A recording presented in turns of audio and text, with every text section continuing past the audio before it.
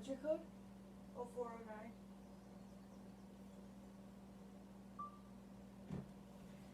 And go. Welcome back to another episode of the HappyBitch podcast.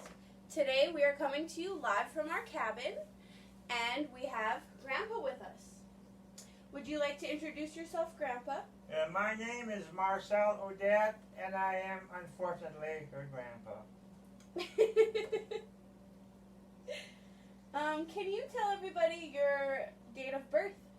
I was born on June 22nd of 1949. I was a very good year, I was told.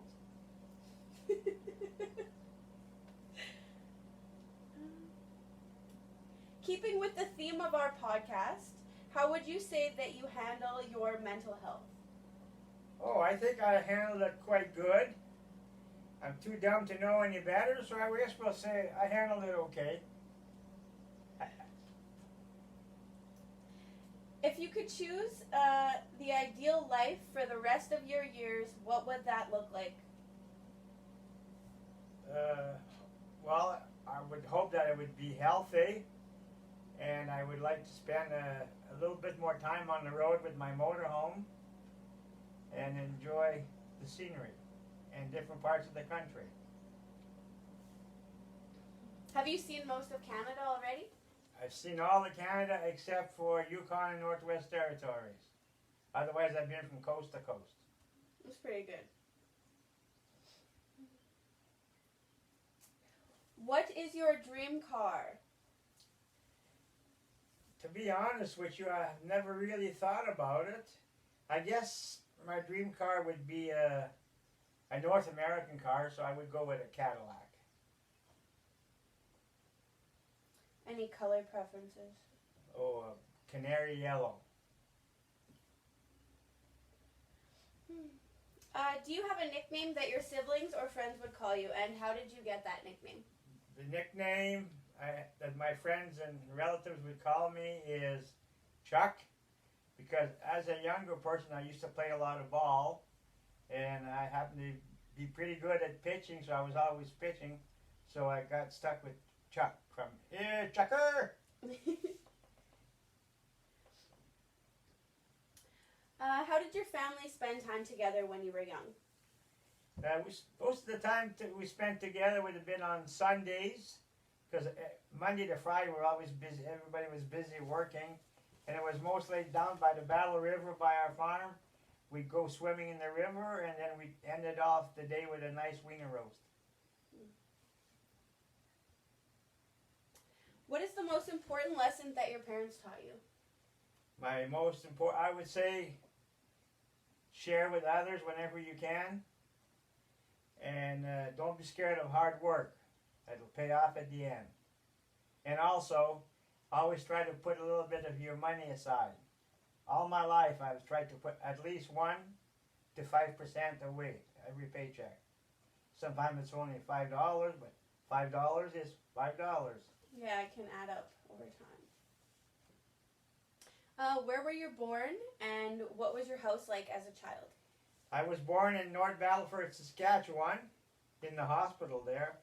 But our house was on the farm, and it was just a one-room shack with board floors, and all we had for dividers was curtains. And the only thing that was really divided was Mom and Dad's bedroom. And there was no electricity? No electricity, no running water. The only way you had running water is if Grandma took a pail of water and started running with it.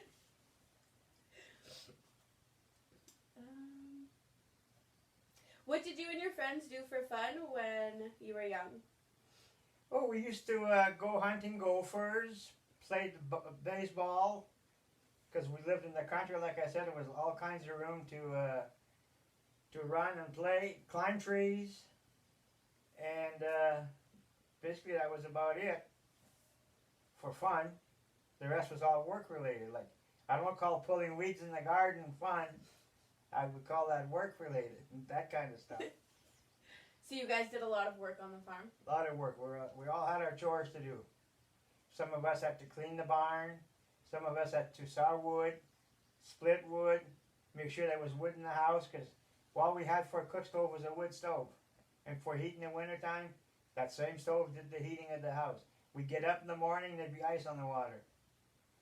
Because you had to start the fire to melt it. Well, that was Grandma and Grandpa's job. Did you get an allowance, and what did you spend it on? I really didn't get an allowance, but every Saturday my mother would try and get us a little treat, even if it was just a 10-cent bag of strawberries. And we all get 5-6 strawberries to eat. And we were happy with that. That's sweet. Did you ever get in trouble as a child?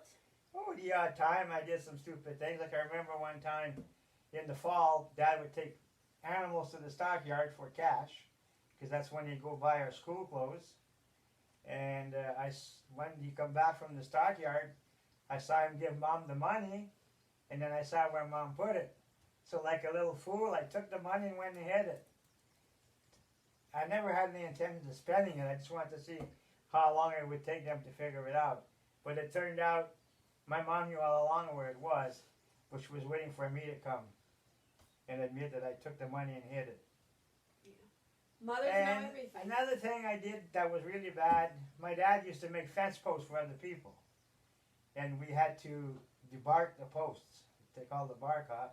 And there was always a nice big pile of bark in the yard somewhere. And one night I went and I set it on fire. That didn't go over too good. But that's two of the worst things I can remember doing as a child. So you were a pretty good kid. I was, I think. How did you meet Grandma? Actually, it was kind of funny. I was working on road construction, and I came home this one Saturday, and Mom said, you know, there's a nice young lady next door. She never gets to go out. Why don't you ask her out on a date? So I asked her out to the movies. And we went to the movies and went from there. Do you remember what movie it was? No, I don't. It was a drive-in. That's cool. And where did you guys get married? We got married at St. Joseph's Parish in North Battleford on December 5th, 1970. Over 50 years ago now, hey? It has been 50. My next anniversary will be 51. What was your first job? My first job, real job, was working for a farmer when I was 15. I worked for him for the summer months. We'd go and he had a cow-calf operation, and I'd go help him bale all summer. We used to make about 40,000 bales a summer, and they had to be hauled to the house where they lived. So that was really my first job.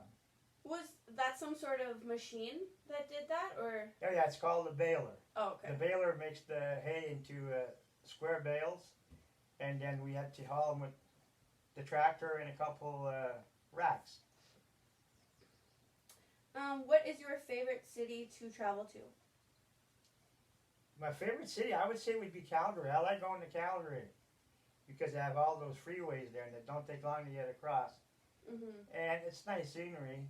But as far as for looks, my favorite city would be St. John's, Newfoundland.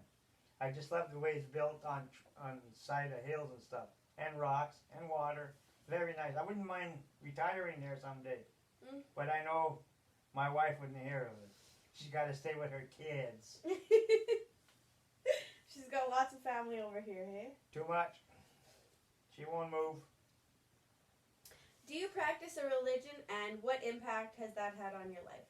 Actually, I still practice my religion behind closed doors. I never go to church, but I still talk with my Savior every day and ask Him for forgiveness and for guidance and leadership. And what was the second half of the question?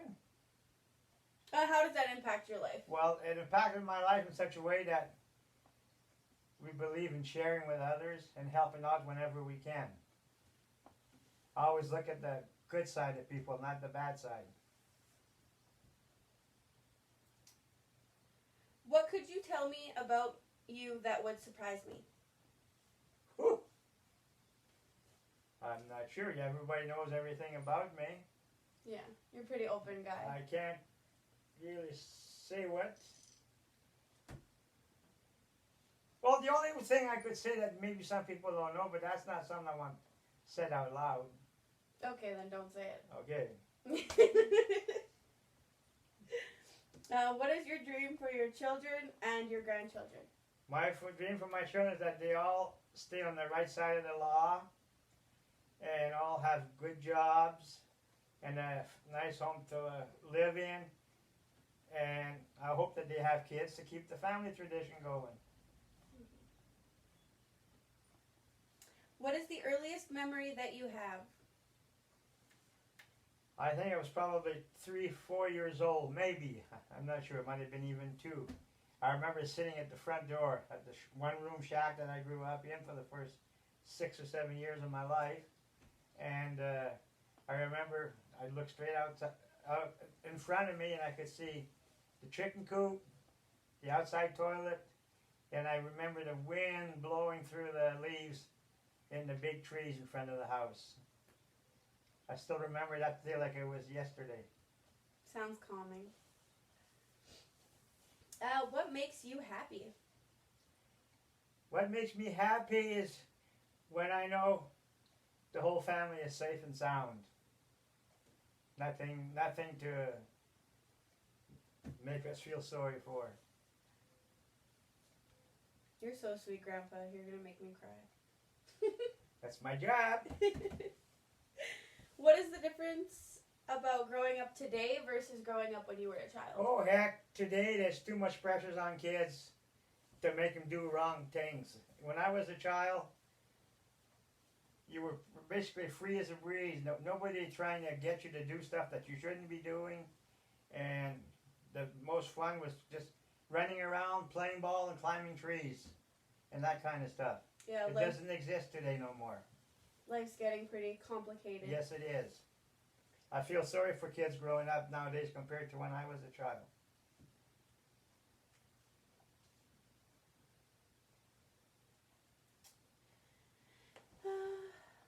What is your favorite sport and why? My favorite sports right now, excuse me, would be probably number 1 would be football because of the Riders. We live in Regina, and the Riders are from Regina. And I also curling because I curled till I was in my early 60s. And I also enjoy a good hockey game when Toronto beats Montreal.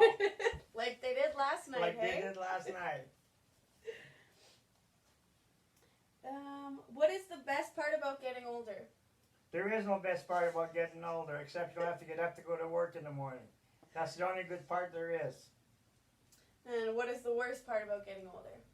Getting stiff all over in your joints. You can't sit on the ground anymore. If you do, you need help to get up, and you're scared you're going to snap your bones in your legs. Oh my goodness. Is there anything differently you would have done in your life? I think I might have. When I was a little kid, I was thinking I was going to be a farmer. That's what I used to tell my mom and dad.